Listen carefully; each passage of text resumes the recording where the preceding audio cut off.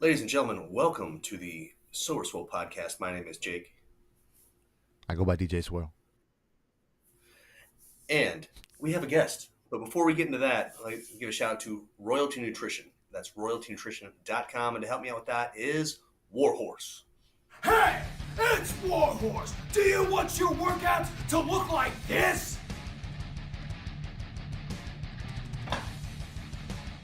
Or do you want your workouts to slay?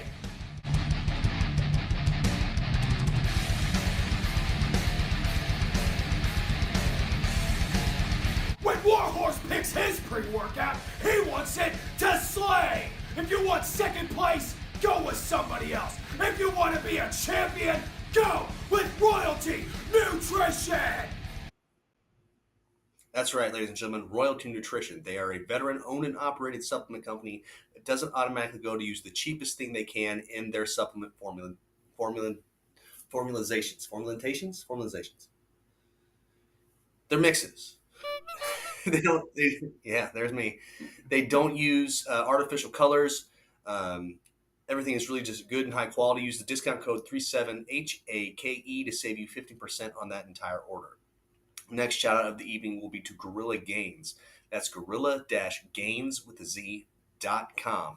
They are an apparel company that you can wear comfortably in and out of the gym as well. And they make great equipment that helps keep you safe while you train. Use the discount code Jake15 to save you 15% on that order as well. Ryan, tell them about the wonderful Buy to Buy. So if you are shopping in store or online and you have bitten off more than you can chew, got no time to get it where you needed to go, you don't have the tone to do it or the muscle, give us a call and we take care of you from the time you buy until the time we say goodbye. Now that's on-demand delivery, moving, staging, TV mounting, and assembly. I got it all right. Hey, first time for everything.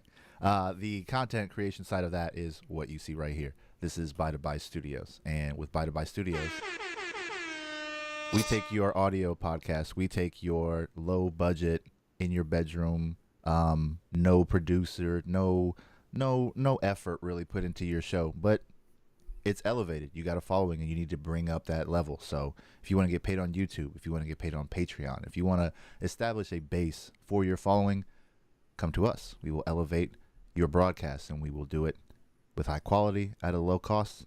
Always a sound decision. That is Buy to Buy Studios. Jake. And we're here live with Dr. Butler. So tell the folks a little bit about yourself, and then I'll yell questions at you until we get you. Well, thanks for having me. Of course. In your podcast. I appreciate it. Anytime. Well, my name's Dr. Chris Butler, and I am a chiropractor. I work mainly now with personal injury, and kind of what we do is unique is I see this as your podcast is sober and swollen. I am sober, not too swollen, but so I tried. I work too much, but part of our what we do at my chiropractic office is, since I've been sober, I've found a way that it's how important it is for me to look at me and find ways to love me, and that's one thing that has been very important. And so our intention, our office, I do a lot of different modalities and different frequencies, different things in the holistic world. I use Tibetan bowls, as you know, and I have a bunch of old ancient to work with the frequencies. And then our goal was an intention is anything that you think is an intention, right? So that's important. What is the thing that when you wake up first thing in the morning, what are you thinking about? Because whatever you think about, you're going to see. Whatever you see, you're going to speak. And then that creates a rhythm, right? The vibration of your speech creates a rhythm in your heart. And that sets the tone for how your body functions, because your heart's the center. And if it's you're pushing or pulling the brake through anxiety or different things, then it makes this energy center off, because that's the cause and effect. And whatever you're thinking, you're going to get it, push it out, and you're going to bring it back. And then this energy center that they have, there's 7 different energy centers. This one, the polarity is shift. Then you'll be one side or the other, right? Mm-hmm. Be super left or be super right. See the division that the world is currently in on things. And then that makes the lower one to ground you, what you care about, you generate your manifestation, the things that you bring to you. So our intention is to bring people into our office that are willing and ready to move into their hearts, kind of find a path that's right for them, and be able to like kind of move into what they need to do. So that's our intention in our office, and then we get these beautiful people Nice. like you. That's yeah. So he's who I went and saw right after I got in the wreck, and took a minute. He got me where I could, stand up straight and back to moving, yoga and lifting. So Yeah. I appreciate you. Yeah. And that's what I noticed, like when you were first there, something about you, like it's almost like I noticed like this wonderment that you had and this like zeal for life. That was like cool, really interesting. And could tell that you're just a good person. I appreciate that. So our manifestation worked. There you go. Because we got someone super good. Fortunately, here I am. Just kidding. But you heard it here first. I'm a good person. Yeah. Not from my mouth. Someone else. Right. And that's exactly right. Super cool family, good people. So You worked on everybody except. Have you worked on Britt yet? I know she's going. yeah. So you got everybody except the The wife. HIPAA will allow me not to say that out loud. I'm just kidding. I have no idea. Probably break 10 laws while we're sitting here, so that's all right. We've Well- broken enough laws. Well, I We'll don't. be all right. No, because I can say because you worked on my minor children, so that's so I can let that go. I can let that out into the ether. Hopefully he has like this is a sensor. Like, so no, that's cool. That's what we're focusing in. I think kind of what is part of what I understood with you is like part of your journey is being able to find that kind of. We had a lot of similar things that we kind of related on, Mm-hmm. and that was cool because when you find somebody that's gone through the same things, there's this instant like brotherhood, Yep. and there's this like, oh, you understand where I'm coming from, and it's nice to be able to talk to someone that's been down as low as you've been down and then find their way out because sometimes a lot of people don't make it out. Yep. And the crawling out of it, the literal crawling out of it is what I think what binds sober people. That Yeah. it's because you crawl out of it and you're like, I choose to stay out of it. Yeah. It's You share in a similar because experience. sometimes going back deep into the dark hole seems so much easier, Yeah. but you realize it would ruin everything that you've worked on. That's so beautiful now. Right. So where are you from originally? I am not from Texas, which some people would assume I am because I have this weird kind of country accent. Mhm. I'm from what's called Sholo, Arizona. Sholo. Sholo. Mm-hmm. Won by the whole area was won in a card game. So back when like you went out to drink and then you owned 180,000 acres and you gambled and then you came home with zero because you did not get the lowest card and that's when word meant something. Yep. And people just wrote it and they went on with their business. Yep. So it's up in the White Mountains. It's up like 3 hours northeast. And so, I was raised there in a small town. And so I have this hillbilly accent. It's just kind It's of good for you. lack of education, we call it. Still don't know my months in order. Never was taught that. Kids, if you're watching, or not, learn your months. Yeah, I hope kids aren't watching. Right. Could be. They're taking that product. They're up. They're working out. They're doing stuff. Slamming. I mean, David doesn't promote anyone under 18 taking his products. That's Okay. There you go. Yeah. right. That worked for us. So you grew up in Sholo, and then what led you into becoming a chiropractor? That's an interesting field to get into. Right. So being in a small town, my mother's side of her family, my grandfather, he was they're into like he wasn't a chiropractor, but in a small town you learn how to take care of yourself and there's not a lot of things around. So he had a table and he would adjust us. Okay. So my whole life I've been adjusted. So I probably when I was about 12 years old decided I wanted to be a chiropractor. That's cool. Yeah, very cool. Yeah. Because I had no any hard decisions to make. With all the hard things I've had, that was the one solid thing that I always knew I was going to be. So one consistent. Yeah, I've always wanted to do it. I thought about being a physical therapist, but then you have to be under someone. Mm-hmm. And like being a medical doctor, I really didn't want to be around sick people. I get you. Like snotty noses and stuff. So, and this is cool because you become your own boss and you're in a field that like does not use drugs and like kind of goes the opposite way. Not that it's against it, but it's like kind of a way to show people that the thing with inside them, like the innate, this beautiful thing that's inside you that knows that you can turn that on and heal yourself. Yep. Which during these times, right, is like a really important thing. If you can learn that power is within you, that you have that, right? And then it's like, yeah, very important. That's pretty rad. Now let's get into the meat of the matter.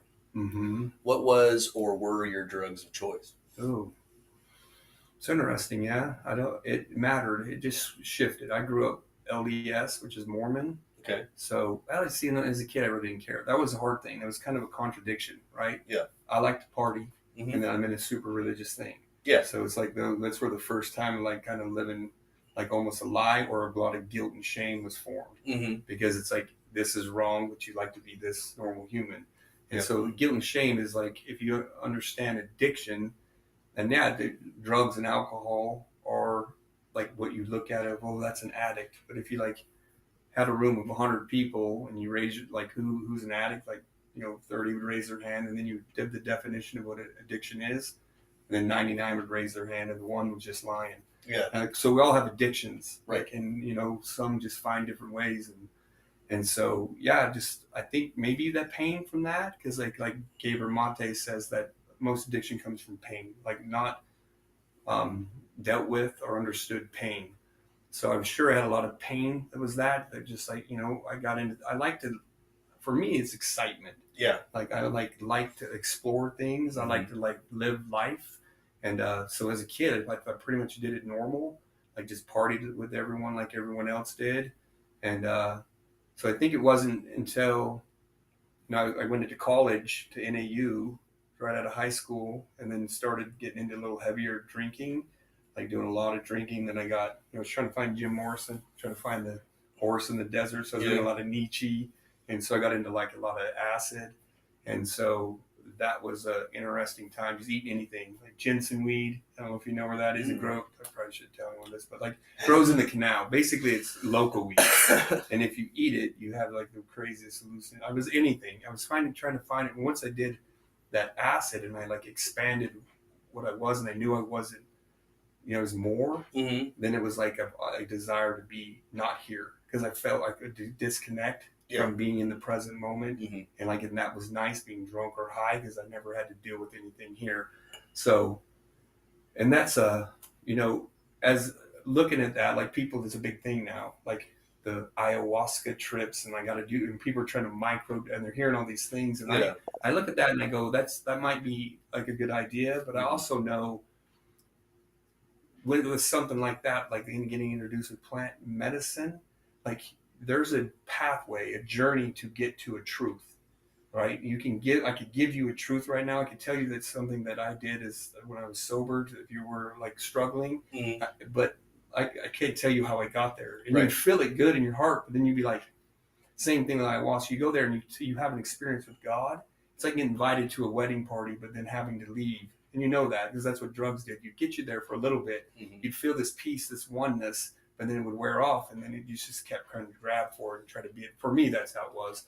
And I explained that. And then, so it was kind of a weird break, because I went to NAU and got a 1.8 grade point average, got put on scholastic probation, because apparently you don't have to go to school, like high school, no one cares. And so I thought at that point, I just kind of was drinking a lot. I got into methamphetamine for like a week. Ooh. Yeah, which was like interesting. And then I changed, right? So I decided to go on a mission. I heard about this mission thing. So did like complete 180. Yeah. Right? I'm going to go on a mission. Like, that sounds like a good idea. And it was. Like, I went to England, and it became like, it was one of the greatest experiences I had being a missionary. It was cool because no one knew me there. I was separate from all that, and I could just kind of really be me. Because through this journey, I realized there's a uniqueness about me that I love, that because I'm so loving in life and I'm just like trying to be funny and like a class clown, when you're in a family, you can't be you. So that gets shut off. Because it's a survival thing, right? If you act different, you're not going to get fed. So then you learn quick, you got to do whatever these people say, right? You can get into a beautiful school system that has this like agenda, and they don't like you to be you, right? So I'm trying to be me, I'm getting in trouble all the time. So, and then I feel like I can't be me. And then, So when I got to go there, I got to just be who I was, all the talents and things I was, and I like had a beautiful time, like wonderful. I love the people in England, had a lot of super success. Came back, the game plan is you get married, soon.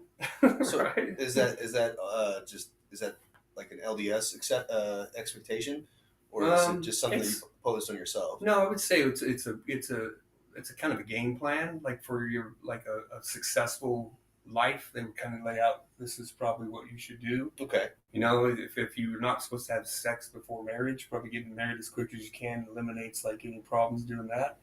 Which is like, as an adult human now, it's like that's the most ridiculous thing you do, but like it made sense then. Yeah. Right. So I got married, had kids, get a career, so which is cool. So I went straight into chiropractic, which thank goodness I did that in the way I did, because the story's gonna get a little darker. Let's go. Right. So did you have to recover like your GPA and then go to a different school? Yeah. I only went 6 months. Then went on a mission. Then I came back and I was focused, and I went to back to Shoto, then Northern Pioneer College. Okay. I took really cool. So that like through my life, there's this beautiful thing called synchronicities and coincidences. Like Carl Jung talks about that. If you could, in a place where you're at, you can notice synchronicities that go on.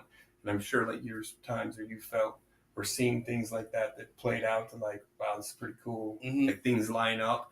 So when I went to NAU, I needed chemistry, and I also needed physics, and they never offered it there. Right when I moved back, they offered it for 1 year. So in chemistry, and this is organic chemistry, which is not easy. It's like one of the hardest classes you could take. And they offered there was only 3 of us, me, a dentist, and some lady who wanted to actually be a chemist. Okay. And so it was funny because we had to vote, do you want to take this test? And it was like, me and the dentist are like, no. And the chemist person was like, for sure. And then we outran or something. I didn't even take tests. So when I went to school, I was A's. They're like, you must be the smartest person in the world. I'm like, I got blessed. And then they didn't have it. They never had physics or organic chemistry there. So I just cool blessings through my life that I can recognize that there's something greater that has always been there. Mm-hmm. And until you get to a place, you don't really recognize it. I mean, they're there all the time if we just sit and look around. So anyway, I did school. I did chiropractic school, which is 4 years up in Oregon. Had 2 kids by then. And moved back down here to Heber, Overgard, which is outside of a really small town, and opened my practice there. I had 2 more kids, so I had 4 boys at this time. And so the game plan is, right, go to school, get married, get a career. And then I didn't really hear the rest of the game plan that they might have told. And it was like maybe bowl all the time and then grow old. And I just thought, what? And then at the time, really, the person I was married to, I don't say anything bad about her. She's a beautiful person. We just didn't get along. It was like a hard marriage. And so there was a sadness there, like this is eternal. And in the LDS church, you get married for all time and eternity. Yep. Just a long time. Yeah. As we teach people that, they're married. I'd be in England teaching the people that didn't know anything about our church. And you get to that point, like, you can be married for all time and eternity. Look at like, I don't want that. Okay. Till death do us part. I'm out. He's like, really? You just added that in on there? Like, death to us part seems like a long time. Eternity? It's a long time. So that like sets you into a thing of like an old, 1800s, like when people got married and then they just stuck it out no matter what, right? Mm-hmm. And they're miserable, but like we stayed married, we stick this out. That's like an old belief system that gets put through, and so that's what I thought, and I was miserable. I had my 4 boys, which was my life, and I loved them, but I got started. What happened is I hurt myself in Heber, and I don't know how it happened, but I went to a lady that was a doctor there and got some pain pills. So back in the day, the pain pill situation was a little easier, right? They did like 120 with like 8 refills, right? Like, so like I'm not going to try to ruin your life or anything. Like, this is a good idea. Because it's not addictive. Yeah. It's and she's like, I don't want you to come back. So 8 refills of 120, like 5 milligrams. And I had no things with that, but I started taking them. And I remember taking them. And I had this, I get an euphoric feeling when I take any opiate. I feel like excited. I feel like maybe that's a spiritual experience, right? Yeah. My skin and I feel energy, and it makes me feel better. Like I feel like I'm a better person. And I remember I was acting nicer. And I remember my wife saying, "You're really nice." And I remember calling my brain, "I'm high," and it clicked in. It's like, you're nicer when you're high. You can handle things better. You're going to be able to handle these kids and all this pressure of work and all these things. And so I started taking them. and it was like just a little at first, and then got more and more in how it goes, and then got really deep into, pills where it was just got, dark. There's a thing. And so Joe Dispenza talks about when people meditate. So he measures people's brains when they're meditating. He can see when they're in a state. You can see when people's brains get better and they get worse. Mm-hmm. And so when they're meditating and they get worse, he asks them, like, what's going on? And every one of them are living in their past or thinking about a past thing that instantly makes their brain work. So when I do these stories and talk about this, I really like, it's hard for me to go deep into the negative part, which I don't really feel any negative towards it. But like my story now is completely different because I see that whole thing and that whole place as a gift. To me, it's one of the biggest gifts that I've ever had because it brought me from a place where I didn't really have a belief in myself. I wasn't like self-confident to the very, like you said, the depths of the spiral where it's like either you die or you find a solution.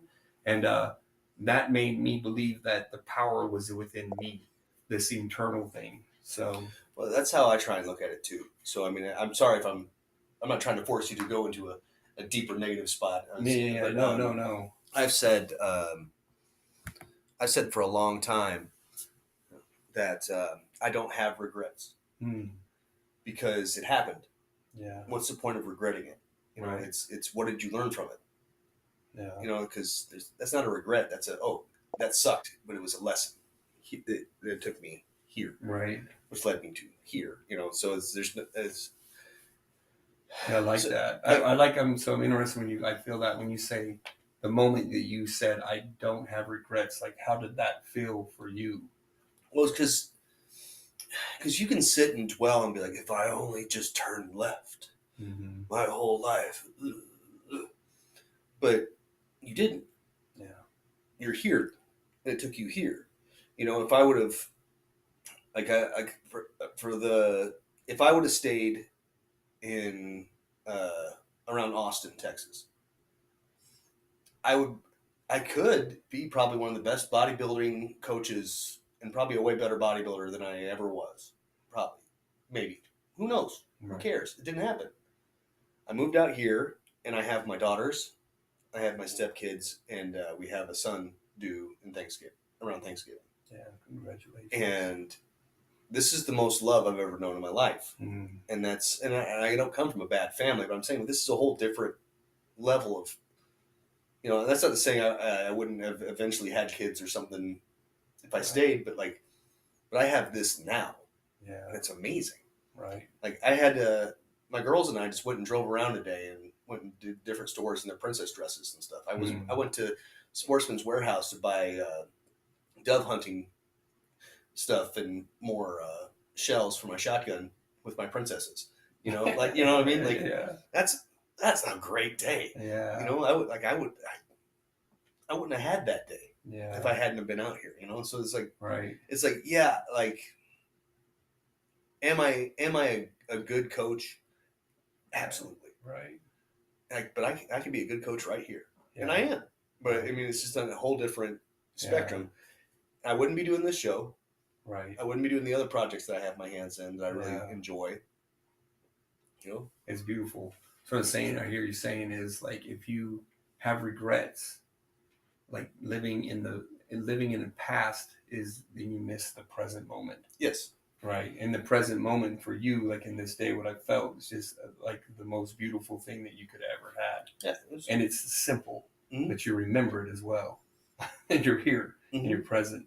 Would you say, I would just say like if with me, like being like the saying that that's a gift and there's no regrets and you understand it because now you made it out of it. It's easier when you're out of it to see the beauty of what it was. Right. But you say like, for me, like, because that was so low, it was so low to the point where, I mean, I got into eventually, doing the pills led me to heroin, which in my mind, I would have never done heroin ever. Right. I would have promised you that I mean, never.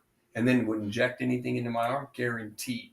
But like, so the crazy thing about this is like, it takes you such a far place. So I was so far, I was 120 pounds about 7 years ago. And, I was driving around and it's just my idea was like, if I get pulled over, I'm just going to shoot myself in the head. Right. Like I'm probably less important like now and like I'm where I'm at. No one really needs me. like my kids would be better off without me, right? Mhm. And so getting into that place, almost to the point, like the lowest energy you could probably witness in this life, like next to being dead, like in vibration that probably is rolling like this, Mhm. right?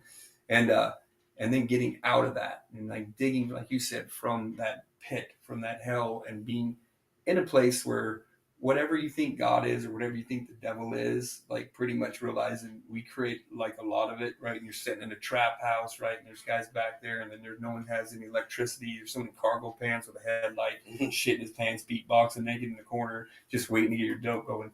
It doesn't, like, this is what fear is. Like, and then you don't fear anything. I can imagine you were in the military, like there's things you saw that like take fear to a different level and like understanding human things, but like getting out of that. Yeah.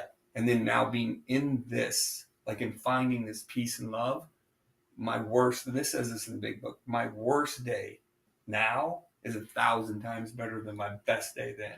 Yep. And then you have a beautiful day like you have this today, and you're like, I didn't know it could be that great. And each day you're present, it gets more beautiful, the experience and everything. Exactly. Like, what's my buddy Drew? He's a heroin addict. We talk daily. He's out in Oklahoma, but he talks about stuff like that, you know, because he had a big rough go, and almost at one point in time had lost custody of his daughter and all these kinds of things. Yeah. And you know, he's just he actually helps run clean needle exchanges and Nice. and gets Suboxone to people that need it and stuff like that. On top of he does work within the sober community and help people in rehab centers and stuff like that. And, so reorientated his, like, he's probably always, and this is the thing with most addicts, they're probably the most brilliant, beautiful people that are there. I think when you have a mind that just, it races or it's big and you're a dreamer and people compress that down, it's like to control that, and then those thoughts and the way you are, sometimes those things kind of help that. Because I mean, in recovery, I've met the most beautiful humans. And if you're a normal person, you ever go to a AA or CA, any of those AA meetings, like there's a level of honesty and like purity that like blows people away. Because you can talk about, I mean, we're talking about something that most people wouldn't even, you know, it was anonymous. And you'd see these things go to AA and they're like, I don't want no one to know, you know, like, I don't, like, that's where the deceit, or I can find in my life when I go down these patterns, being in deceit, that's what leads me to the things where and I've changed that, because it's like, what is a value, right? Because like we all have these values and we've been told, but like you have to redefine what that means, because like a value to me and the value to you is different. Like value to you and your value to your wife are different. And you could be talking about the same thing and be on two completely different pages. So what I'm interested in when I conversate with people is like, what does that mean? And being able to listen. Like, I don't want to correct or convince you of anything. I just want to sit with you. And I want to talk, because there's this thing that comes between people. This is where heaven is on earth. When you learn to communicate, we get on this level and we're being vulnerable and we're connecting in a place where like, it's called the logos. Like you have your belief in logos, and it's almost like the what they would call the spirit of God, the thing that connects in between, that's a fallible, you can't name. It starts to move around, and like we're sharing this conversation, and then we're like listening to each other, and then you feel heard, and you feel understood, and then we can start to learn things. Like I can see you, I can see who you are, because like you told me who you are, and I'm like in here I can see what your life was like behind there. Like I would like to know more, like, because like the military thing, because I enjoy talking to you, and the more conversations we have, I'll get to, and that's what heaven is. It isn't some magical place that you're waiting to go to and you're never in the present moment. It's right here. It's that. It's the princess, right? It's the going and getting the shotgun shells and with princesses. with my princess. That's awesome, right? And it's just, and you sat there and there's this moment I could feel kind of like, I had the feeling where you did this like melting of your heart that was like so hardened for so long. It's kept people out so much that they're cracking into that. And they're like, wow, this is beautiful. This is life. And so, yeah, I think that's really, really cool. All right. So before we ran off on that awesomeness, I really enjoyed that part there. So was it your heroin addiction that led to your divorce, or is it a combination of a bunch of things? Well, the drug addiction, I think my ex-wife would have stayed in it forever, but it was getting low. I didn't want to be married and did not know how to get out of it. It was like that was really hard on me. So talking about the pain that was there when I was a child and then went away when I went on my mission, and I got to experience that and came back. Then I got into another situation where I felt like I couldn't be me. What's happening? Oh, so over here, this is where some people who are watching live on YouTube, Okay. he'll drop comments and kind of participate in the conversation. Well, that's cool. So this is Matt Shepard. He was on the show. I met him through an organization called FitOps. He's a real good man. You hear me? You're a real good man. Where's he from? I went to school with Matt Shepard. He's from California originally. He lives out and around Nashville now. Okay. He's not a chiropractor. Not a chiropractor. That would be. There's a lot of Matt Shepards. You might have a twin brother. He's really cool. But good people. He was in the Navy. Okay.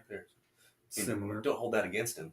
Oh yeah, but we don't. I'm a peon. When I was on my mission in England and tried to go to an air base, they wouldn't let me in. It's the most un-American I ever felt in my life. I'm like, I feel like I'm really American. Can I just buy some root beer and some Mountain Dew and some ranch dressing?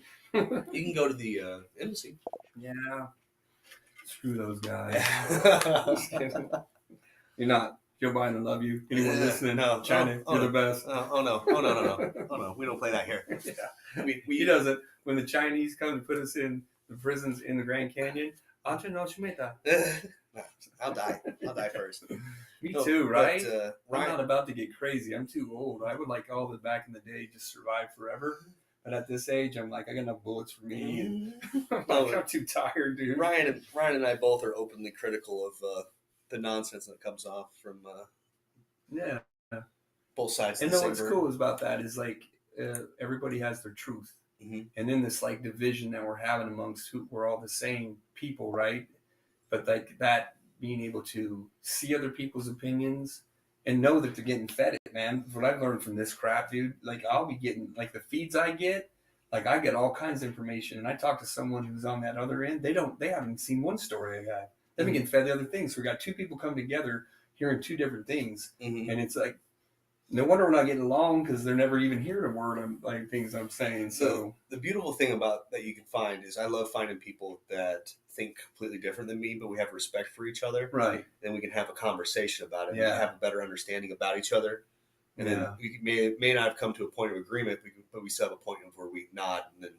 Right. And that's beautiful. And that's what it should be. Yeah. I mean, you want things to be able to be different. If that's what you believe in, like you got to be able to see people. And that's coming from this. Another good thing about being an addict is like you stop to be as judgmental. But I have this beautiful gift of like if ever I judge someone, I get to experience what they're going through.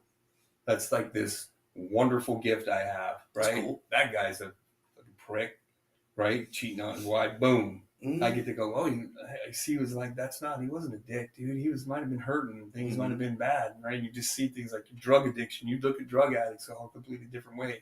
Or someone who doesn't goes, just get better. What's wrong with you? You're kind of a piece of crap. And it's like, dude, until you have an addiction, until you be down, like you need to shut your mouth. It's weird, like, because you see it, like you run any addict you run into, you see at least a piece of yourself there, and you're like, yeah.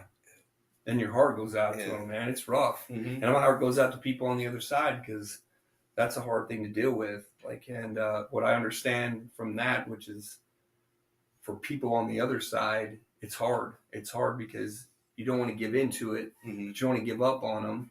And because I look at what I have in my family, was like one thing about my dad, who was a Marine, he was sheriff for 20 years, who was a hard ass, right? That dude has never given up on me. Like never given up on me. And I have a hard time with him. But if I look back, dude, he's always been there for me. And he gave me some, when he took me to rehab one time, we were driving down, this is Sheriff in Navajo County, and he broke out with me some things that he did when he was in Vietnam, like some of the bennies he was on. So he started relating, which is like, either you went one way when you came home from Vietnam, like you went into like kept doing it, or you went so anti on it because they didn't even acknowledge that you had a drug problem. Most of them did. Right. That he went into the other way, being anti towards it, but still fair. So he was telling me these stories like he was addicted to bennies, which is basically speed. Yeah. Cooler way to call meth, because no one wants to say they do meth. It just makes you sound like their life is really bad. But like, so that was cool because I had this moment with him that I got to relate and see him on the level like where there's the dad and son, and that's a good agapic love. which is like trying to build you into a human. You know, Gothic love is for like you're trying to transform them into people that aren't connected to you, but they're still turn them into little gods so they can go be their own thing. Mm-hmm. And so when there's that moment when I'm not a son, and he's not my father, like you just see souls to soul. Yeah. It was a beautiful thing. And so, yeah, I mean, all of this is like when you look back, it's been a beautiful, beautiful journey. I think the hardest part is for people like us is like we have to hurt ourselves in some way, shape, or form for us to be like, oh. Yeah. You know what I mean? And what do you, and then when you say hurt yourself, what do you mean by that?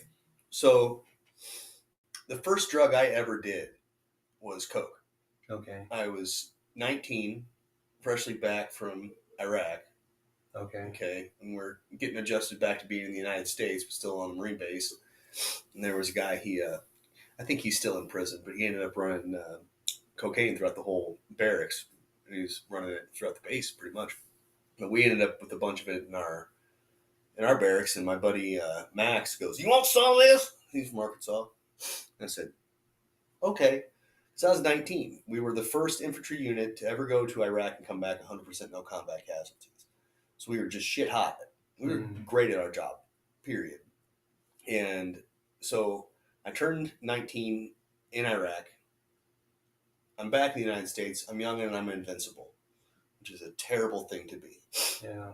And so the first drug I ever did, other than, I guess it's not the first drug I ever did because, alcohol, but like the first hard drug I guess I ever did was cocaine. And then it was just like, I'll live forever. Yeah. And then I lived forever until I couldn't live forever anymore. Right. Like I had to go through that hurt to come out. Like, long story short, when I got out of the Marines, I moved to Tempe for a while and was attempting college at MCC.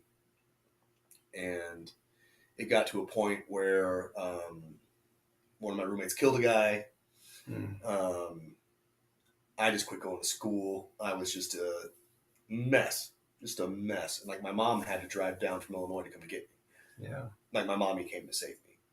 Here I am, this twice deployed, hard Marine that's, is the life of the party that can't stand up on his own anymore. Yeah. And my mommy came to save me. So before that, before the 19 and the whole doing the cocaine thing, did you have like addiction problems before you went into the Marines? I'm going to say yeah. Yeah. But it was never something. So I grew up in a rural-ish part of Illinois. Corn, soybeans. You can go down the road and see the hog farms if you wanted to. Mm-hmm.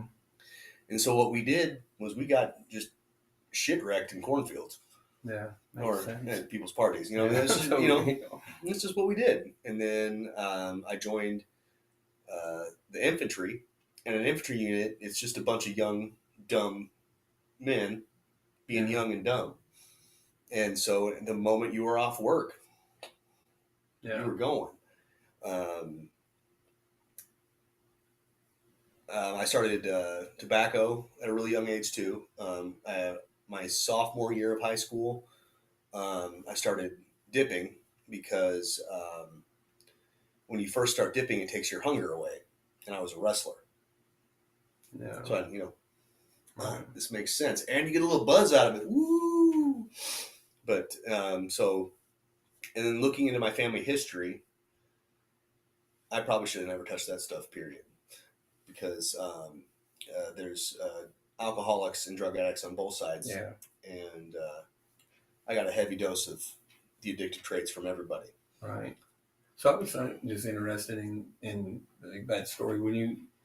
When you went to war, how long were you over there for?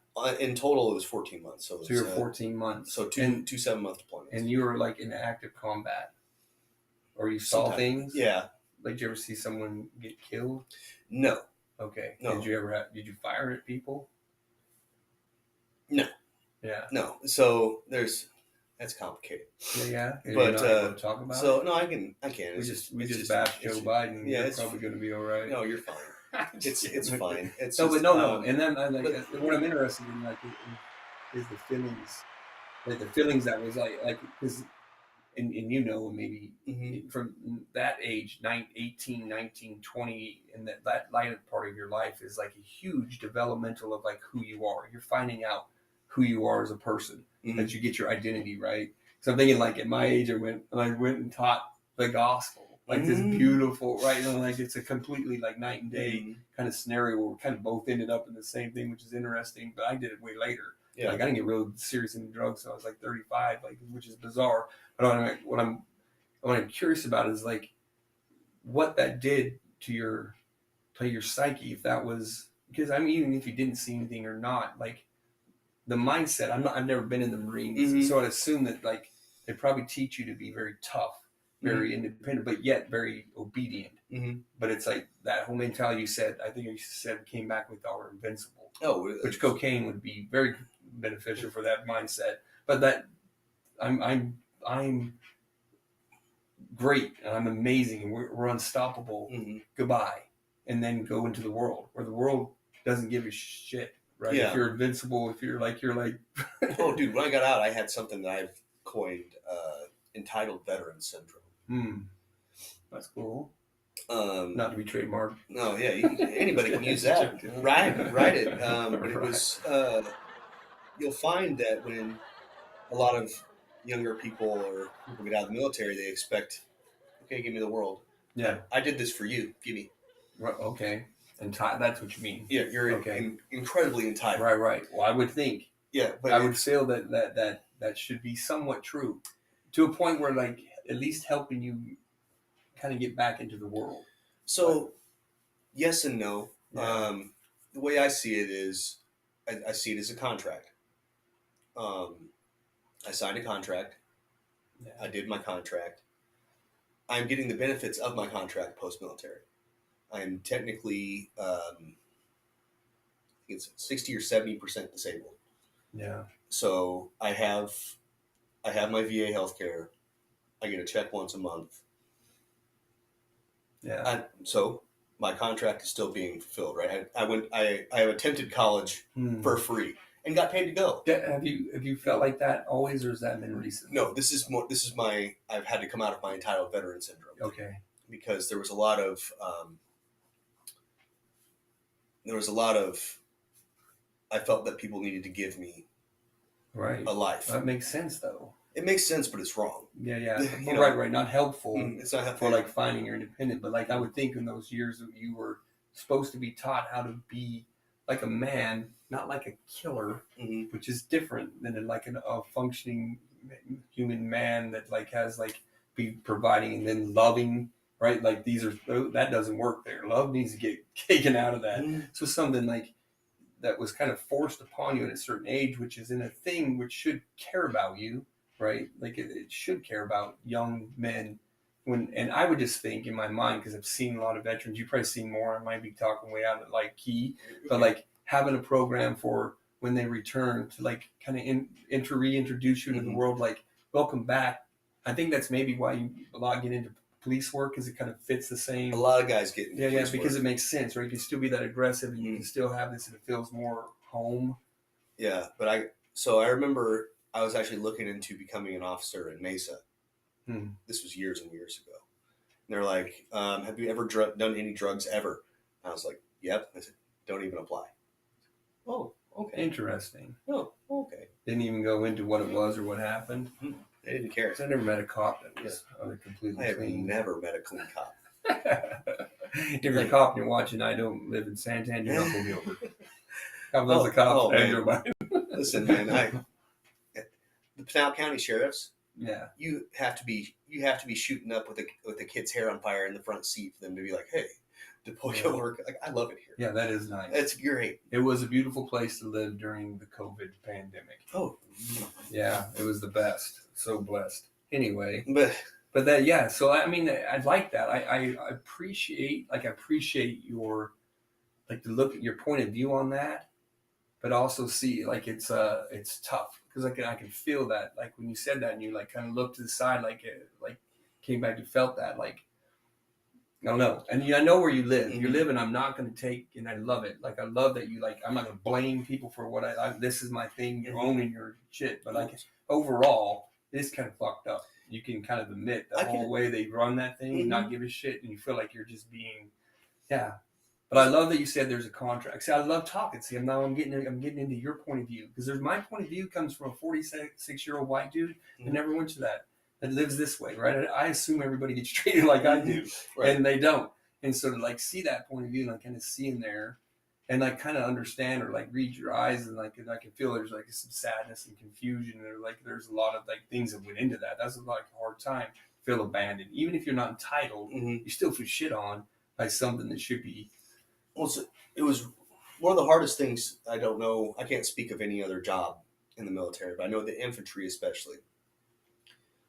And actually my friends and I kind of negated this a bit. But one of the hardest things that happens, especially when you're in a unit like that and you're all so close, is leaving and not seeing anybody. Right? A bunch of us actually moved up to Tempe together. Right. After we got out. So we all ran in the same circles and partied and went to the same schools. So when I ask you about that, when you say, is that we talked about a brotherhood through addiction, is there a sense of brotherhood in that? Those guys could call me right now and I tell you I have to go. Yeah, that's beautiful. Yeah.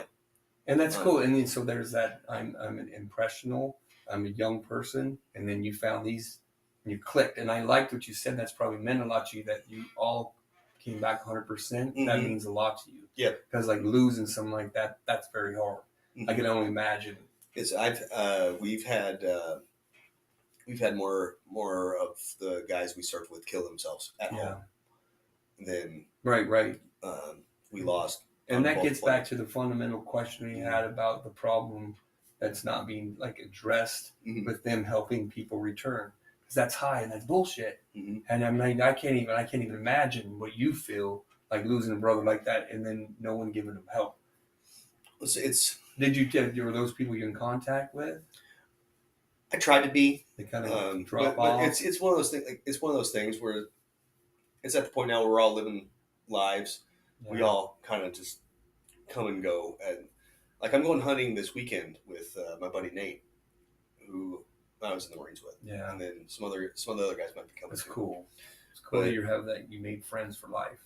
But like die for it. Yeah. Like people I'm telling you, they call me right now. Yeah. I'm out. I feel that about you. That's a fundamental thing you have. That's like a core, that you're just a good dude like that. I could feel like, I mean, I know you, but not that well, but I mean, I think you would, I had something you would help me. Yeah. Yeah. And that's cool. Something about you that's really cool is that's a core thing who you are. Like before all this, that's just to give you some praise of like, you're a good dude like that. Well, thank you. And you're good at taking compliments. It feels really uncomfortable. I'm really not. No, you're not. This is the showman in me going. Yeah. But that is, man. And it's you going, and that's you being able to love yourself. And I appreciate you like talking about this, because I'm sure it's not a very comfortable situation. For my dad being in Vietnam for years, never even mentioning half the things that he went on over there.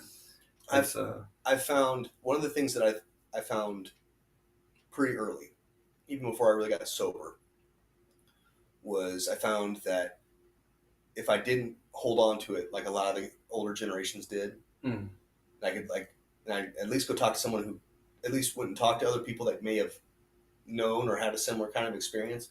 It helped. Yeah. And I was never a big fan. So you're saying being open, yes, about it and not holding it in, was helpful for you. I mean, because there's guys that from like World War I and things that died, and then their families got a box of like medals and like, right, sorry for your loss letters from like a bunch of people from their whole platoon. Like, you don't realize your dad cleared a whole trench one night when we were under fire. This is, right. Hard to relate. And so it was just one of those things where I was like, I think it'd be better if I at least talked to people from my peer group and maybe other veterans I meet along the road. Maybe we can find and then how do you live? So you feel like that kind of like, if people could get more plugged in with each other and they could connect as a net of like helping each other would be more beneficial than anything the VA is going to give you? Kinda. The VA has gotten so much better.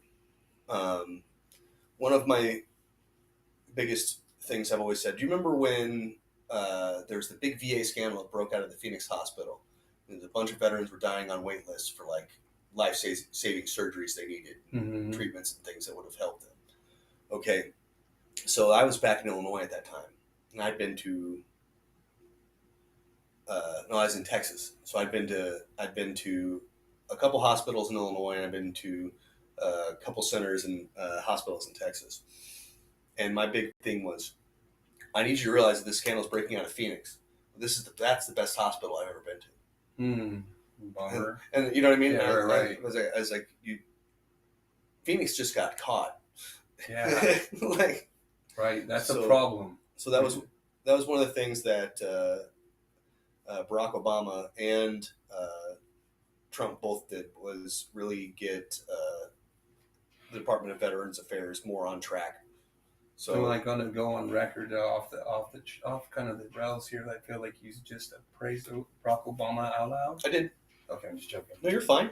No, I'm joking. He put me on a terrorist watch list. I was Yeah, on drugs military, through the whole last 12 years of presidency and never voted once. So I don't even remember Barack. I remember being in the bed in a treatment center when Obama was elected. I'm from Sholo. You got to get that there's predominantly conservative human beings live up there. Yeah. Right. So I was and I remember everybody, he's the Antichrist. And I remember like being so sick going, who gives a shit? Like, let it end. Right at that point, it was like, if the world ended, we'd be better off anyway, right? Just let it go. And that's a reality of like when we hold on to things like that in this moment, in this house, in this present moment. There's things that matter, Mhm. and there's things that we can deal with. I mean, being in that like this whole whatever the war is going on, like we're here.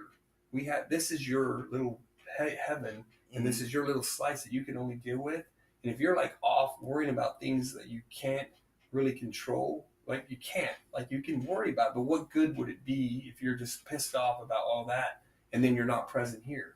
But if you give out here and you give love and you go Princess Day and you give to these people and that spreads out, like, so as a community, if we like are present and we are kind to the people around us, trying to be kind, like see where they're like as dumb as they can be, to love them for where they're at. That's how we spread as a community. Because I don't know if you've ever been down, but we have a yoga studio that we started. Yeah, I went and saw your wife. She sent me there. Oh, that's right. You've been there. You sent me there. Yeah. Oh, yeah. And she loves you. And she loves your daughter. So it's really cool. So we do these free meditations for the community every Tuesday night at 8:15. And then we do a teaching every Thursday at 8:15, first and third down at the center. We did that to give back to the community.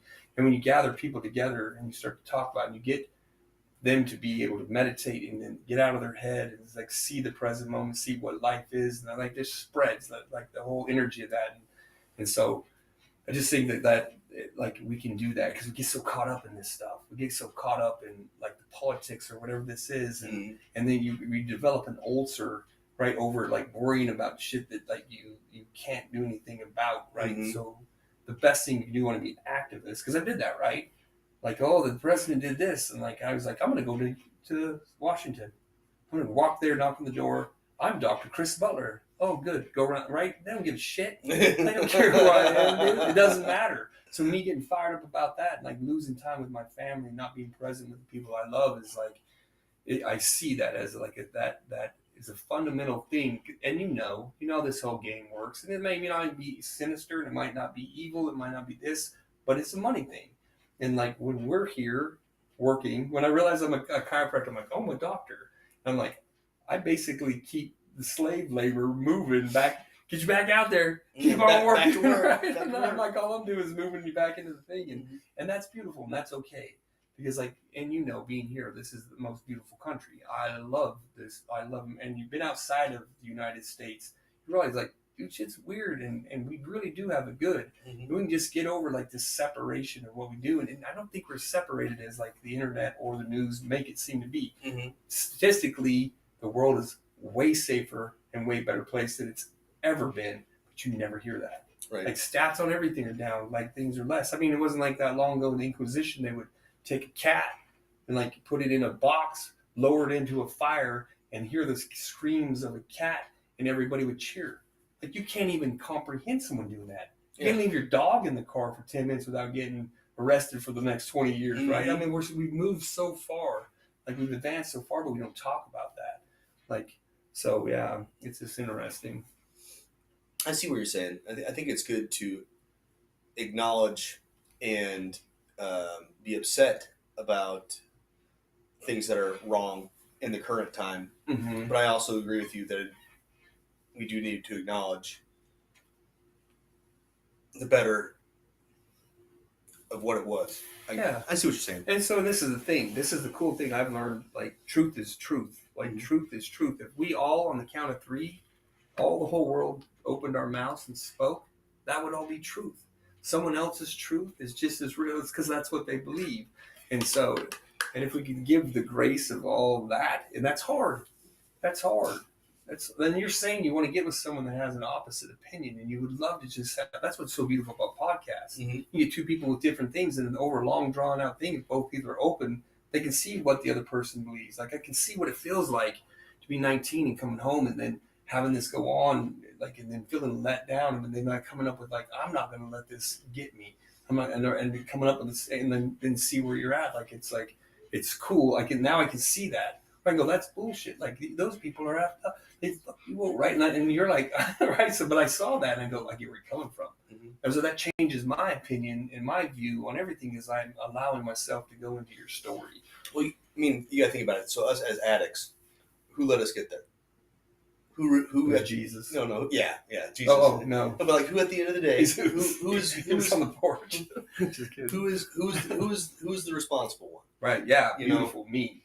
Right. So like, I could blame. Mm-hmm. Oh, my dad and I didn't have the best relationship. It's his fault. No. Yeah. Right. But you know. Right. Yeah. But my dad's a dick in his own way. It's weird. He's a good man. But his name's Richard. Well, his name's Daryl. Okay, for sure. But you know, like my dad and I don't see eye to eye on a lot of things. Mm-hmm. But I think we respect each other now as men. Yeah. And it's one of those things that I had to come to realize, like, that's Dad.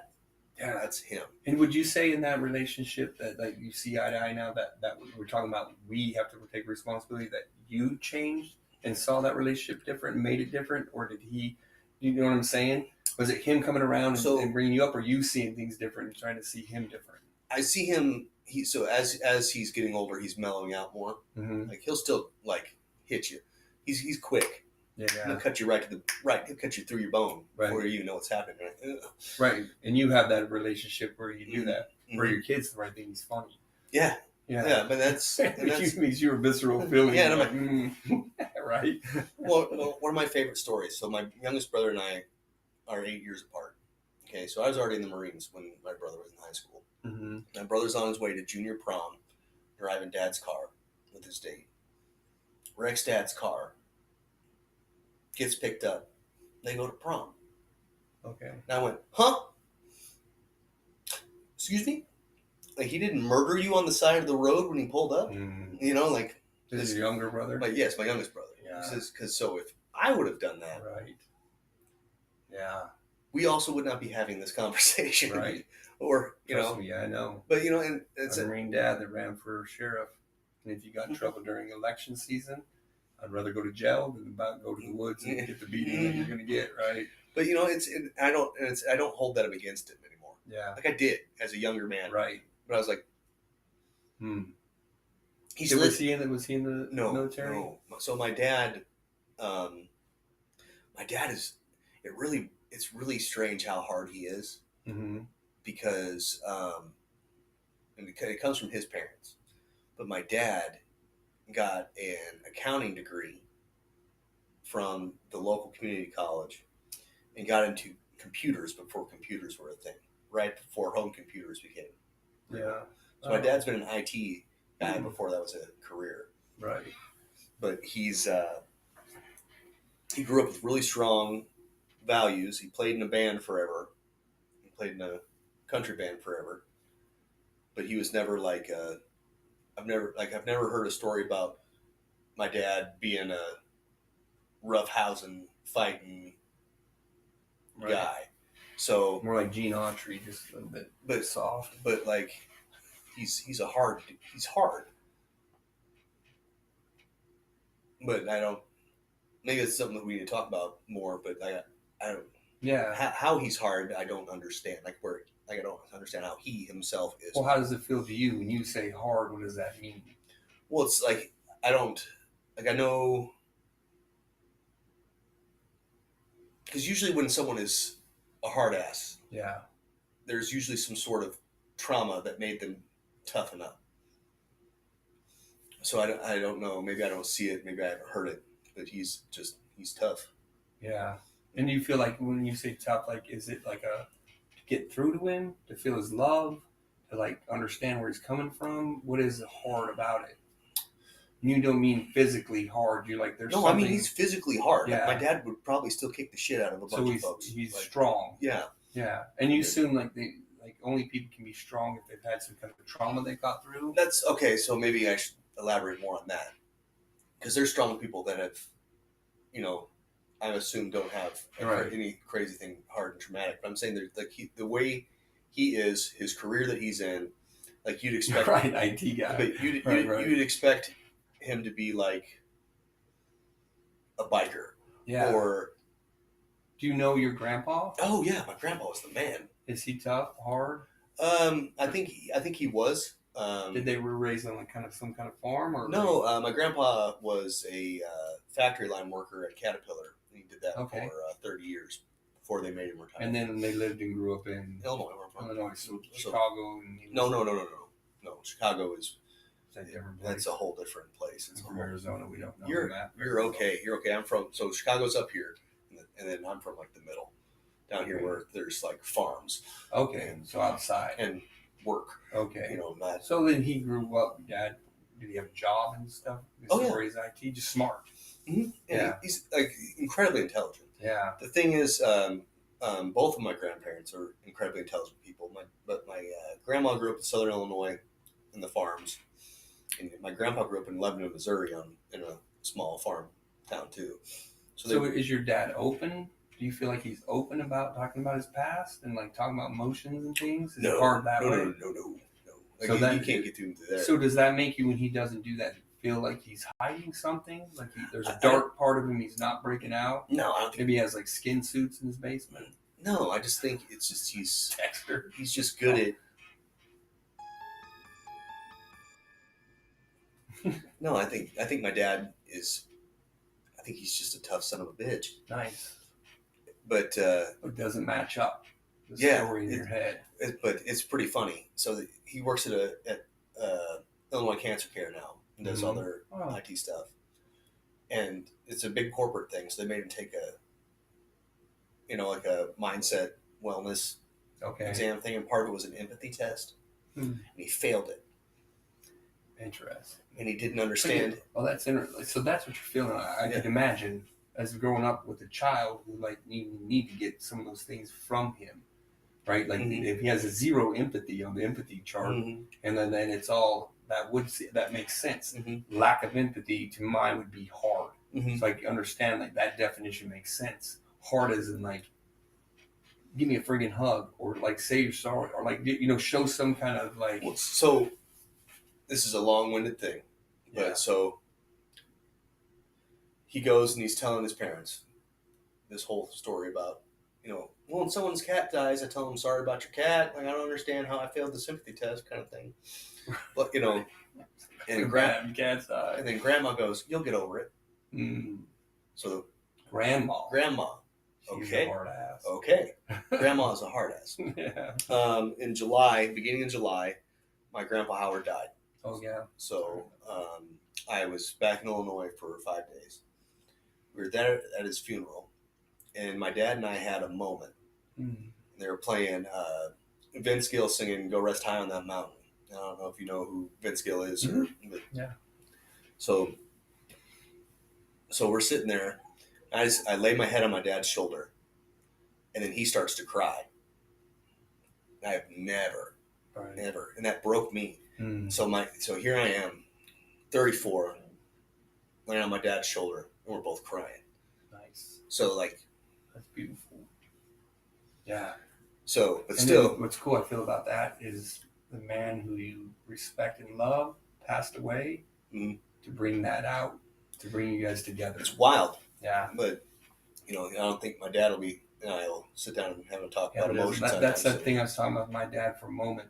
You weren't, Mhm. you were just equal. You were two spirits inside these like skin suits, having a moment, realizing like, dude, this is just how it should have been. Yeah. And then for a moment, at least you got to do that. Like you got to feel it wasn't as hard. It's like he would probably want to be more like that. Mm-hmm. It was So he really loved his dad then too. It was. I saw him as a son for the first time. Interesting. So I've always only seen him as my dad. Right. Oh, saw him from his dad. Just saw him, I guess. Yeah. So yeah, that it was a hurt son that lost his dad. So I got to relate to him as a son. Yeah. So when you felt that, like when you're in that moment, how did that feel? Got you, fucker. Yeah. Right. Did you feel that, or were you feeling like when you both were like sharing that moment? When we were sharing that moment, it was beautiful. Yeah. It was beautiful. Is this something you felt like you wish, like, long for your whole life to be able to have that relationship with him, or to be able to be open like that? Yeah, because we've never been able to be open like that together ever. Yeah. And I don't blame him. I don't blame me really. I think it's just the way it went. Yeah. But that's cool. Yeah, but we got to have that. So yeah, that's really neat. I like that because I felt that, not to be weird. Like I can feel that coolness. I can imagine in my mind, like your grandpa super smiling, like over that whole thing. If that's real, like he was heavy there. That's probably what you just feel that hug and just be, because I know that was hard. That's super cool. Do you go on the opposite end with your kids? Do you open up to them, and do you try to not be hard because or do you fight that? I'm hard when I need to be. Yeah. I try not to be stone all the time. Yeah, it's because you're sober. You don't want to be stoned all the time. Yeah. But look, stone like hard, Mm-hmm. not stone. Because I can be. Are you stoned right now? No. Are you sure? Yeah. How would you know? Because I've been flowing the vape. Yeah. You chase your dreams, man. So you're stoned. Sorry about that. Mm-hmm. I could just distract with humor. That's No, one of my big distractions. You're cool. I do the same thing. Yeah, you're fine. It's a big one. Feeling some stuff. Let's get out of it. This is a bullshit place to be. Let's go shoot some shit up. Yeah, we're men. Feelings are weird. Let's blow something up. Jake, I got a question for you. What's that? Piggybacking off of your grandpa seeing you and your dad have that moment, do you think that he longed to have you guys have that relationship? Because it couldn't have been foreign to him to see you guys not be soft with one another. So do you think that his spirit floating above during his ceremony, do you think that gave him a sense of closure? Maybe. Or do you think he was capable of that kind of emotion? Because you said he was a badass, right? Oh, Grandpa was a G, but he was sweet. Yeah. Like the town is still sending Grandma cards and stuff. Right. It's wild. But I was always the golden grandkid. Mm. So I think whatever headbutting my dad and I did growing up was always overshadowed by his love for you. Yeah. I'm gonna go put Cleo out in the backyard. You hear that whining thing? Yeah, I do. Here, you're back. Is that what that is? That's my hound. That was my stomach. Right. Yeah. This is a live podcast, so that's what's cool about life. It acts like this sometimes. There's things that happen, and then like the key is being able to be in a moment and not let things like that distract you, because it's cool to live in a mountain all by yourself when you want to do that. But I've learned whenever I feel like I can isolate from human beings, I go right into the city. Yep. I got to do the opposite of what that is. So that's my comfortability. Oh, look he's back. Come up here. This is sober, transformed. He's a shapeshifter. He is now turned into this dog. That's what happens way out here in Santan. We got shapeshifters and no. What's happening? Did he die and the dog took over? Right. Yeah. I've never seen that dog before. I never. Whose dog is it? Probably it's all over. I thought it you, was yours. mangy. Yeah, so that's what it's cool. And I feel that, like, I like that what you're you're saying. I felt like sometimes there's this cool energy connection through DNA and past, like like him, almost his passing with the gift was that these two being able to come together, and that's really cool. Yeah, and I think that's what he Documented. was talking about, like in terms of like this the superhero trope.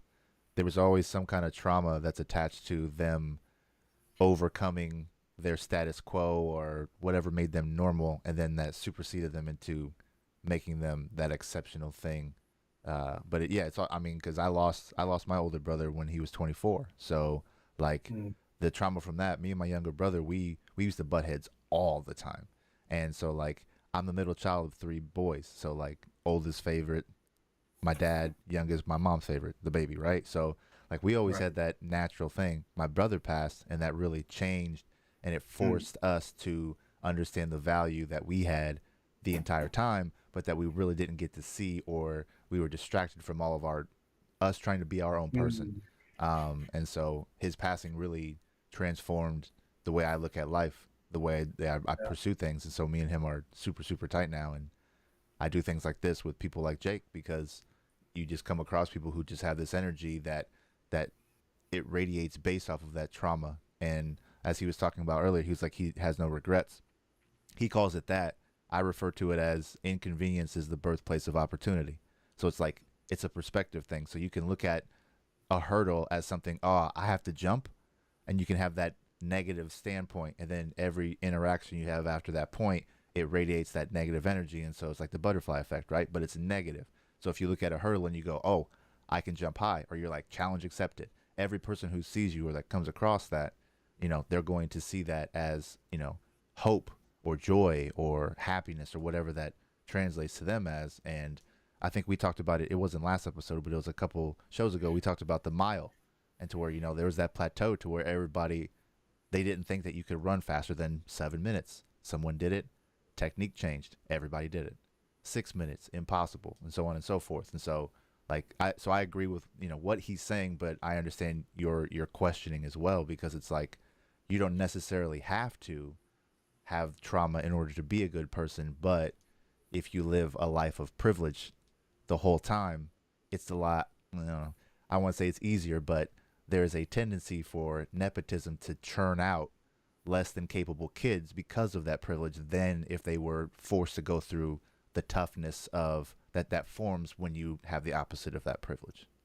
Yeah, that's cool. I liked what you said about that with your brother, like in seeing that, like that, changing that perspective, like that, going at a loss and seeing almost like almost I see like when you're talking about that, I can imagine in my mind the nobleness of your brother choosing to leave in Right. order to unite your family in a cool, different way that it never would have. Almost like it's like you like of that spirit that left or whatever that is like choosing to leave in order to like bring people closer together. And I feel like with your grandpa, like it was a moment when he got to leave that you brought you two together. And if we can like view things like you said in a positive way, that turns that whole story right into like now it's a positive thing. My family's together instead of could go the opposite way where you just bitter at the world, Yeah. right? You're mad at like you blame something, what else, and like why me? And then there's two sides of that coin where like lives are miserable and like turns to drug and like your family falls apart or unites together. So, and I think that's cool that you guys had that ability to do that. I'm sure that was still hard, but it was like to see that now is what a blessing. Yeah. I'm gonna tell you, Absolutely. I also made you a mess of food because I know you just came straight from the office. So I made dinner. All right. Yeah, I got you. I got you back there. I don't know if you heard him, but as you were leaving, he was like, "Oh, is that the dog? I thought that was my stomach." That's why I was like, hey, I made dinner. You're He's good. ready. I got you, dude. Yeah. So we just went on a whole tangent, Mhm. but so what was your come to God moment that made you get sober and then like I'm sticking to it? This Yeah. So to kind of full circle this whole thing, bring it Yeah. back in the military, we had a lady that was working for me, and I got into it was pretty heavy. So when I was doing it, I really never bothered anyone. I would just like do drugs by myself, but it got bad. Mm. So I got into get off the heroin, right? I like used meth, which was super effective. So I didn't really want to do heroin anymore. But then meth wasn't my thing, so I'm like, I can just do this to get off. Then I got really bad into meth, like where I was slamming it, and that's when I got down to 120 pounds. And so I had this cool lady working for me whose husband, he works for, I think it's the DEA, but you know the movie The Sniper, that guy it's called Sniper. Oh, with And Tom he was Berenger. weirdly killed in like some kind of weird, right? Oh, you're talking about Chris Kyle. Yeah, Yeah. See, you know his name. Like anyway, this guy was served with him. Okay. And was in the same thing. Cool how this talks synchronicities. His wife worked for me, and he actually we really liked each other, and he was trying to help me. But he's works with the DEA now. Mm-hmm. Super blessed to have someone that close all that. So he was in my office, dude, and it was like he was worried about her because I was just doing it, and apparently doing drugs around other people can cause problems to them too. But I wasn't trying to hurt no one. So my right. I'm just hurting me. Yeah, I'm in here, like, and so we had this in my X-ray room. We had this funny conversation, and I would have done it because I tried to get sober 1,000 times. Did this way, tried to do it on my own, and never worked out. Like it was a nightmare, right? Mm-hmm. And then I came to the conclusion I'm probably never going to be able to get free from this. So I tried AA once, and it was a shit show. And then it was up in Sholo, really depressing. Yeah. Like it was massive depressive. Like no one there had anything I ever wanted. And I'm like, is this what this is going to look like? Mm-hmm. But anyway, we're standing there, and he's kind of, because he was trying to love me into it, saw that wasn't working, so came kind of a threat mode, like back in Afghanistan or Iraq, wherever he was. He's like, you know what we do to people like you? He's like, shoot you. Mm-hmm. And I was like, please, yeah, shoot me. I go, look at me. Do I look like I'm having a good time? Mm-hmm. But then he said, if you don't go do it, I'm going to hand you to the DA. I'm like, all right, then I'll check that rehab out. Mm-hmm. So cool. And there was no like special thing. It was like I wanted help, didn't think I could get it. That kind of threatening from him inspired me to go. Yeah. And then I was completely, when it talks about your bottom, right? It's not the lowest bottom. It's like your spiritual bottom. And that's all the same for everybody, where I'd completely given up on everything and I was willing to do anything. I was like, I'll try anything. And then I went to rehab, and then I just went in there, and it was like, I mean, I had this idea, which I just talked to Janny, and it really didn't happen, is that I thought I shaved all the hair off my body and put floaties on, and then Janny came home, and then she took me to rehab, and she's like, you didn't shave anything. But I also thought Santan was surrounded by water. Dude, totally. Like Janny is another ex-wife. Yeah. That's also Norman. super helpful. Real nice lady. Yeah, super cool. Shout out to Janny. Good luck with your life. Geez, that's awesome. Thanks for running the scheduling. Thanks for getting me here on time. But that's like, that was where the illusion. I didn't think I was having a bad time. Like I didn't think I was like hallucinating. I didn't think, but I literally, every time I drive over the 202, I thought Santan was surrounded by water. When I came out of rehab, I could see it so clear, that it was so clear in my mind that there was this, it was pretty, like surrounded by a big lake, and there was like the birds and little sailboats, and it wasn't like, so, I mean, I thought I was doing good, a little bit losing my mind. Just a little bit. When you start slamming that, it gets bad. So I went to rehab, and the one thing I remember that I remember clearly that I remember I had to do is I had to forget everything that I thought I knew. Like what I thought God was, what has been told to me. That wasn't working. The God, whatever I had, like we had parted ways, because I'm like, this isn't, right? I'm like, I prayed to enough, and I'm like, so I remember I'm like, I got to abandon every idea I have. And I remember getting up at 4:00 every morning, and it was in Scottsdale, and there would be this swirl cactus, and I could go out there by myself, and I just sat by this cactus, and I just stared at it. And I was like, it's been here for a long time. These things are old. I saw like it had holes where it let birds into it. And then the sun would come up, right? And there'd be the moon and these stars, and it would come up every morning, the sun at the same time. So I'm like, I can get behind that.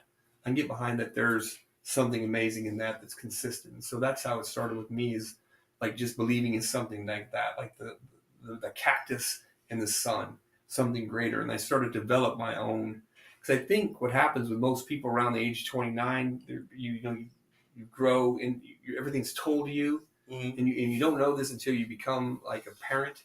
that like you start to realize maybe everything that you've been told is bullshit, right? And then and being a dad and being a husband isn't what you thought it would be.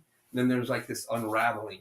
It's like a spiral that you kind of do this spiral. A lot of people get down in it. Some of us don't make it out of it.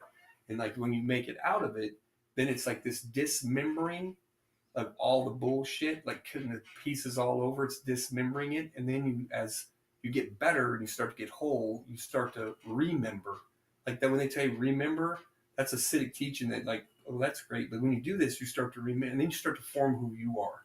Put this in here. This is this. This is my dad doesn't mean this over here. So I started to remember all these things, and that started my journey. And just got back and I got rid of everything that was in my life that was like hard. I got on my own. I was sober living, although sober living was like a mile from the house I owned. Because I'm like, dude, if I don't do this, like I die. Mm-hmm. That's the truth. Like this is important. Like and like I had to make that stand with everybody. Cut people out of my life, like my dad and mom. I had to get them out because it just didn't jive with me at the time. So it's been a long journey of like self-discovering and learning how to like put me first, how important that is. It's not selfish because when I'm good, I heard this guy say once, put God and your recovery in the center and everything else will be taken care of. First heard that, like you're stupidest thing I ever heard, right? Because like that doesn't make any sense. Yeah. Like, it's stupid. Who do you know? You're 29 years sober and you're happy and your life is good. Yeah. You look like an undercover cop. Like what's your problem, dude? Right? And so, but then the more I did that, I understood that like concept. When I put me first and took care of my sobriety, whatever that is, God, whatever you call it, started aligning everything up in my life. Dude, I got my family, like a relationship back with my kids.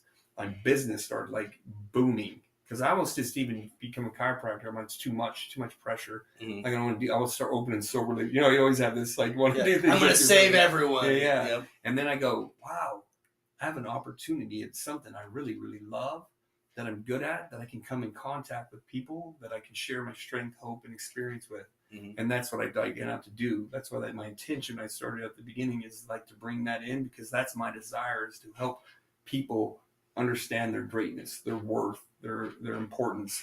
And so that's kind of, you know, I would listen to Abraham Hicks. She's like this lady. I would listen to this thing. It's like, today's a beautiful day. Today's going to be a beautiful day.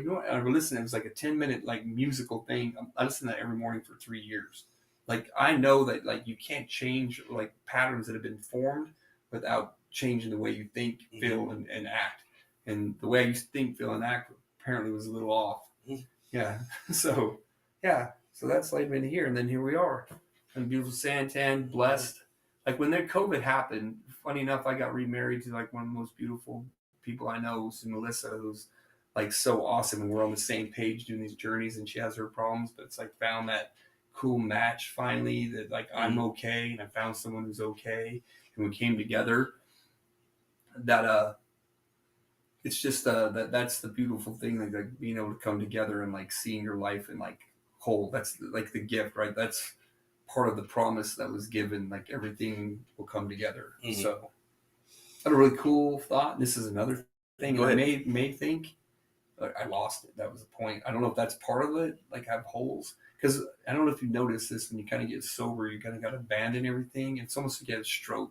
Because there's old thoughts you have, and I just try to get rid of them. And clicks. I'm like, maybe that isn't true. Mm-hmm. So it's like me rediscovering me, and sometimes I have thoughts that come and go. And when I have those thoughts that go, I think maybe they're not pertinent for this time. Mm-hmm. Like maybe that was like something else helping me to go. We'll talk about something else.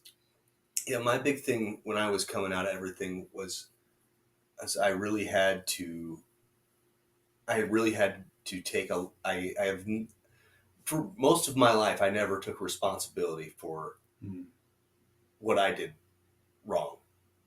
So, you know, whenever, you know, so it was when I was coming out of everything, it was like, you did it. You did it. You have to fix it. You know, I never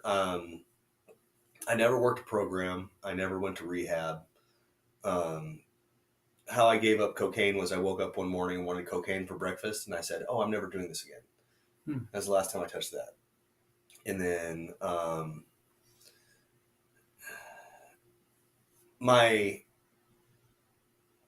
I tried to commit suicide and then ended up getting arrested in Victoria County, Texas. Shout out. Victoria. and like had a real bad moment when it was they read off all the charges they were like, you fight this, here's all the charges we're going to come after you with. And it was like assaulting an officer, destruction of city property, destruction of public property, like impeding traffic, like trying to incite a riot, like shit. It was bad. Yeah. And they're like, or you can take this public intoxication misdemeanor and go home. And I said, Yeah. that one. And that wasn't even when I quit. That wasn't even when I quit drinking. That's when I gave up hard liquor. Yeah.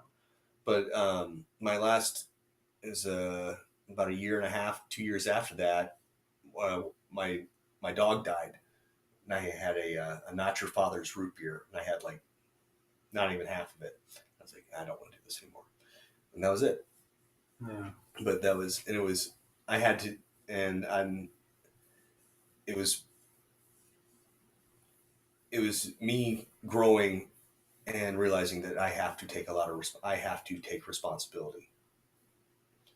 I'm the one doing this to me. I can't let this substance, this other thing that I'm allowing into me, be my crutch. So it was like that. Yeah. Same thing with tobacco. Shout out to my no nicotine minty fake tobacco. We should have someone brought that and we could have chewed it here. Oh, I have it out there in the. Okay. Yeah. Yeah. So that's cool. I like that. That whole, it's such a different, everybody's journey is so different. And what's cool is like honoring everybody to have their own path and their own journey.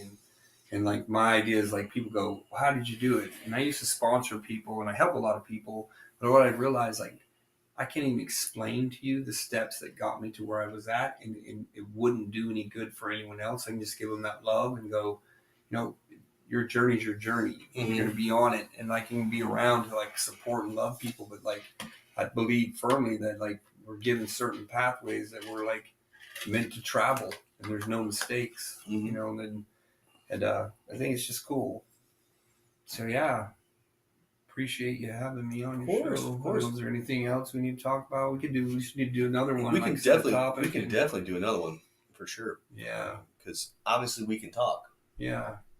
Well, I enjoy that, and I appreciate you as a person. I like that openness so that you have like sharing what you did in those moments, because that helps me when I feel that, you know, you're talking about what you did, that like helped me to think about my relationship with my dad, that who's currently here, and like there's a lot more I could do to like to open that up and to see him, you know, in a different way. And because, you know, it's that thing, you don't, it's easier to solve things here than when they pass. Because there's probably a million things you wish you could talk to your grandpa about, you know, before he left. And you're like, you think of all the times that you know, you only saw him 3 or 4 times and how many times you could have talked to him. But the weird thing about Grandpa Howard dying it's incredibly sad, but I don't have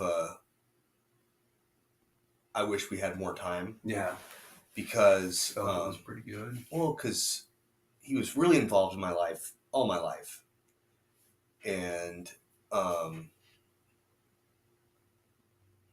think I only have one necessarily bad conversation we ever had. But other than that, our relationship was nothing but good. Even when I was a kid and painted the bumper of the van, you know, that was why'd you do that? You needed a white bumper. Did you feel like he was more your father? No. He's still a grandpa. No, that was Grandpa. No, he was just he is an example of what I would like to strive to be. Because I don't think so. If he couldn't get to you, and you weren't, and like, you know, say Grandpa wasn't like you weren't meant to be in his life, he left you alone, never bothered you again. But on the flip side of that is, if you were meant to be in his life, you had all of him whenever it was your time. Like nothing mattered. And you had all of it.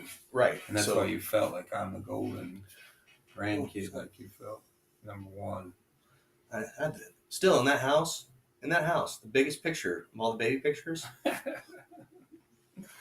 Does it have a beard? Oh, yeah. I was born with a beard. It's nice. I can see a hairy baby. Yeah, no, I think our relationship was special. Yeah. And I mean, it would have been cool if we lived closer, so my kids could have known a little bit more. But at the end of the day, I think our lives together were just right. Yeah. Yeah. That's cool. Feel that. There you go. All right. Well, let's get this man fed. Yeah. Thank you for listening to the Sober Swole podcast. I am Jake Howard. I go by DJ Swirl. Thank you again, Chris, for joining us. Where can the people reach you at? Ironwood Chiropractic. Yeah. Mainly do a lot of if you're personal injury cases. So if you're in a car accident, you live within the Queen Creek Santan area, come give us a call. And if you want to go to any cool meditations, go to ZenLife Center For Healing. It's a yoga center that has like beautiful, all kinds of different nidra, all kinds of yoga. It's a beautiful center set up for like just bringing people together. Free meditations on Tuesday nights at 8:15. They're doing all kinds of different things. We do like goddess circles for women, different like we'll have like gong sessions down there where like you come in and be kundalini, lay there and like have a gong, just like trying to like bring the community together, like disregard whatever you believe in. So doesn't matter what faith you're, we're all coming together as just people. There you go. And then you have social medias for that or websites? And I'm stuff sure they do, yeah. ZenLife Center For Healing. Yeah, she has a nice website. Okay. Ironwood Chiropractic has that. Cool thing about me, pretty content with life. So I get you. Just love yourself. Take care of yourself. Well, I'll get a hold of your respective bosses from each business, and I'll get the info, and I'll put it in the description there for the show. Real bosses. The ones that like, yeah, let them assume that's what's happening. I'll pretend to not know, so I don't have to do much. No, it's beautiful, yeah. Come check us out, especially the yoga and the meditations. Like, we did that free for the community because it's like there's not a lot to do out here, and to do that, we'll like do healing circles. There's free Reiki, like you can come do Reiki where there'll be Reiki practitioners there. You come into this area and they'll work on you for free, and you can sit around and meditate afterwards. It's just like find yourself. Like it's crazy times right now, man. It's a good time to get inside and like and find that the truth is in here. It ain't out here. Like you look out here, you'd be lost. When you look, like we talked about, it's the powers found within. When I find out that I'm the problem, thank God, because I can't change another person, but I can change me. Right? If I sit there and worry about other people changing, I'm screwed. So yeah, come to listen to us jabber. We love people, and we have these same teachings that we're talking about, like the 7 energy centers, changing like your life, seeing what you learning to discuss and talk and like hear and listen, and it's a cool thing. Then also shout out to I do a DDP yoga, but I'm coming back. It's looking good. Feeling get a little bit of meat back on my bones. Feeling good, moving good. And that's your fault. Thank you for putting my backpack where it's supposed to be. You know what? I was actually, I'm gonna give you a compliment. So I've always had flat feet, and I was noticing as I was coming, probably about 3/4 of the way through when we were working, my feet aren't flat anymore. Nice, get your arches back. I've never had arches. I have arches. Praise Jesus. And that's like, it's because you were, I don't know, snapping me back where I needed to go. Well, there's a direct link to that, and go back, so it's cool. So thanks, man. F you military boots. Thanks back, and my arches back. All right. I love military. I'm like a anti. Good night, everybody. Hey, it's Warhorse. Do you want your workouts to look like this? Or do you want your workouts to slay?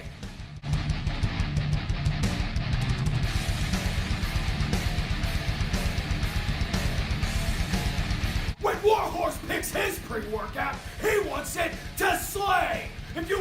second place, go with somebody else. If you want to be a champion, go with Royalty Nutrition. I'd love to. She got to me real quick. She's like nailed me right away. Like, what do you do?